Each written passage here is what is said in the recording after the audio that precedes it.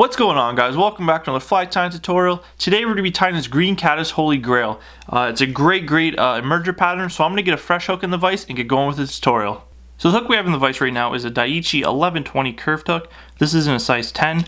I will tie these all the way down to a 14, and you can also use a like a Caddis emerger hook. They work just as well, but I tie most of my flies on these, so it's all personal preference and what you feel confident in fishing on the river.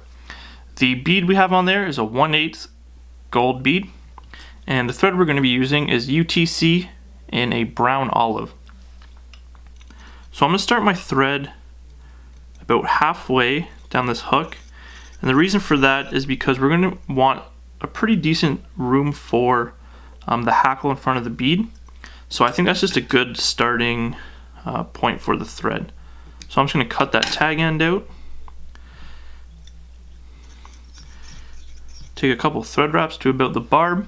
Now we're actually going to tie in our first material, and it's going to be our rib, and it's going to be some UTC ultra wire. This is in a small, and the color is chartreuse. So I'm just going to grab that wire and tie it in on the side of the hook facing towards me. Now I'm going to eyeball where the end of my body is going to be, and I'm just going to take some thread wraps underneath that wire, and what that's going to do is when I go to wrap my wire in, it's going to wrap right onto the body, and it's not going to make a full wrap around the shank. So the body part, we're going to be using some dubbing here in Caddis green. This is just off a hare's mask that I blended. You can use any kind of dubbing you want. You can use ice dub or synthetic. It's totally whatever your preference is. So I'm just going to dub a little thin noodle here. So I'm just going to take 1, 2, 3 wraps under that wire. Now I'm just going to start dubbing my body towards the front of the fly. You can dub this very heavily in the back. When caddises are emerging, they're a lot thicker in the back part right here, but I like to keep it just kind of slender, mainly because I'm swinging these, and when they're swinging through the water, I find if there's a lot of stuff built up on the hook shank, it has more surface area to get hung up on the water, so I just tie them just like this. But if you're like nymphing them or something like that, you can go pretty heavy in the rear end. So I'm just going to build this little body here. I like to build mine pretty slender, so then go more natural, I guess, swinging through the water. And I haven't really noticed a huge difference in the amount of fish I catch. I've definitely noticed a difference in how it swings in the water. It swings a lot faster. But as far as the fish part go, it's pretty much the same. So what I'm going to do is counter rib this wire. I'm just going to put in about 4 or 5 wraps here just to add some segmentation to it. Just like so. Tie that off nice and tight. Then I can just helicopter my wire out. Now the next material we're tying in is going to be some pheasant tail fibers, and this is going to be for the wing case part. And I'm just going to grab about 8 to 10 fibers here.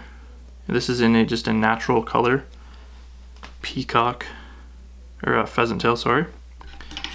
Now, when you pull it off the stem, you're gonna have the parts where you would use for a pheasant tail, like the tailing fibers. Then you're gonna have the kind of curlies that you stripped off the stem. What I'm gonna do is cut off the good parts. Then I'm just going to tie these in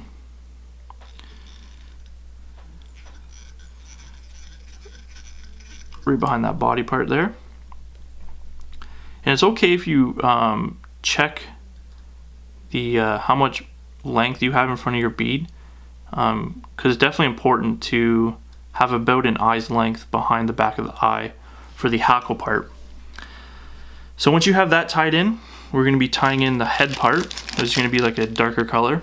This is a Squirrel SLF spiky dub. This is in a brown olive. We're just going to grab a little pinch here. And I like to use something that has a lot of spiky guard hairs in it, just so they kind of mimic legs. But like I said, you can use ice dub. I've tried a couple of these with ice dub and they fish really well. So I'm just going to dub in a little head section here. Do one more little pinch.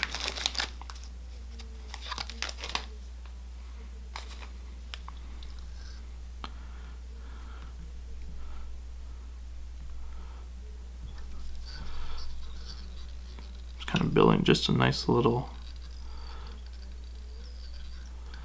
So now what I'm going to do is actually pull this bead as far as I can back. As you can see, I have about an eye's length behind the back of the eye, and that's where we're going to be tying in the hackle part. So what I'm going to do is actually just pull back on this as hard as I can. Then I'm going to take my thread and come under it and just build up a couple thread wraps there so it kind of keeps it in place. Now what I'm going to do is grab this pheasant tail, pull it over the whole thing. So you're going to be pulling it over the bead and the little head you made. You can just cut those ends out. Now we're going to come in with some Loon Outdoors UV clear fly finish. This is in a thick. And we're just going to build a little UV wing case here. What this is going to do, it's going to protect all these pheasant tail fibers. And it's also going to give it a little bit of lifelike look to it. Kind of mimic a little air bubble. I think it looks really cool. So I'm just going to put a little dab on there. A little bit too much came out. That's okay. So I'm just going to make sure I have all these fibers nice and covered, so nothing gets ripped out. It's like so. I actually put a little bit more on there, so a little dab. Let's build that up just a bit. It's like so. So as you can see, it kind of looks like a little air bubble forming. I'm just going to grab my light, just hit that for about 15 to 20 seconds until it's nice and hard.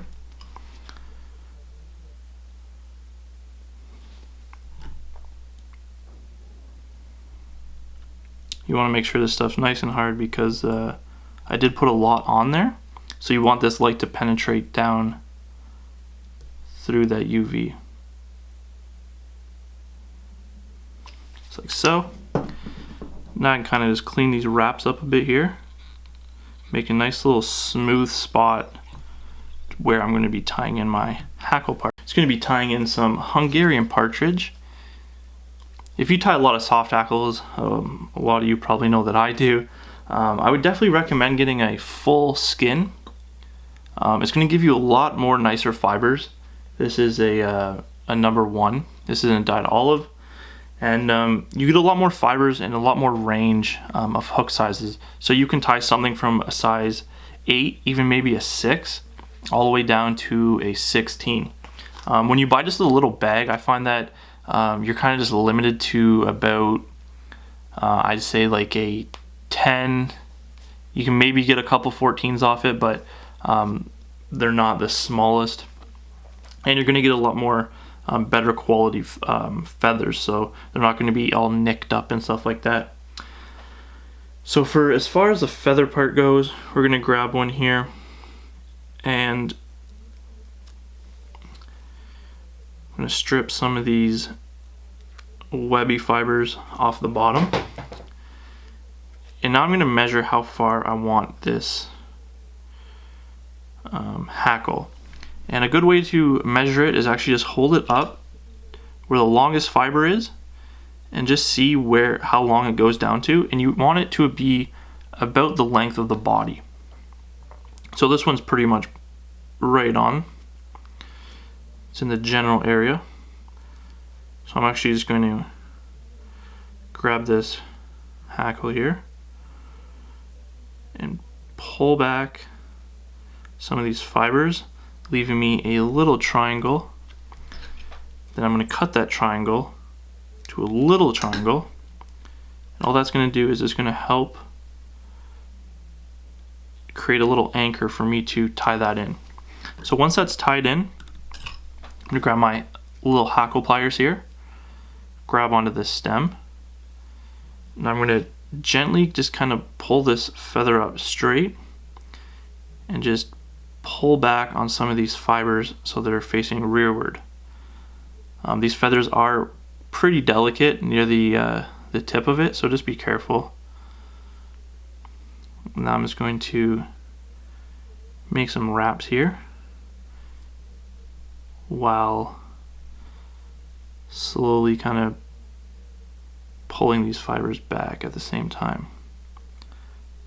So I'm just going to put this whole little feather in.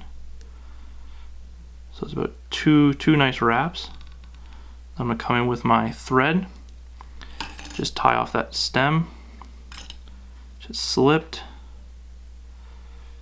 It's okay though.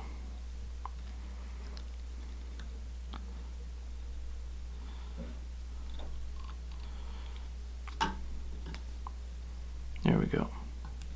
So I'm just going to put a couple wraps on there so I know it's secure. Then come in with my scissors and actually just cut that stem out. Now what I'm going to do is kind of just pull back on these fibers just so I know that they're laying rearward. I'm going to put a couple nice wraps in here. Just build up a little head. Now I'm going to grab my whip finish tool here. Throw a nice 4 or 5 turn whip finish in.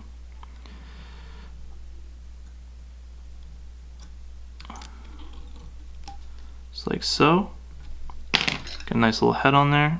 Make sure that knot's nice and tight in there. You can cut out your thread. Now at this point you can put a little bit of head cement on, but I don't have any head cement. So what I'm going to do is I'm just going to put a little dab of this UV Loon Outdoors right on the top there. Like there's barely any on there. Just a little dab. I'm just going to grab my bodkin. Just put it on some of those wraps. So I know that they're not going to unravel on me.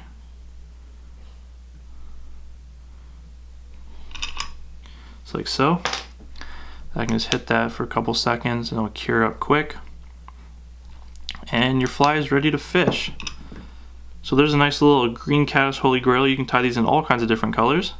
My main colors I like to fish are this green as well as a tan.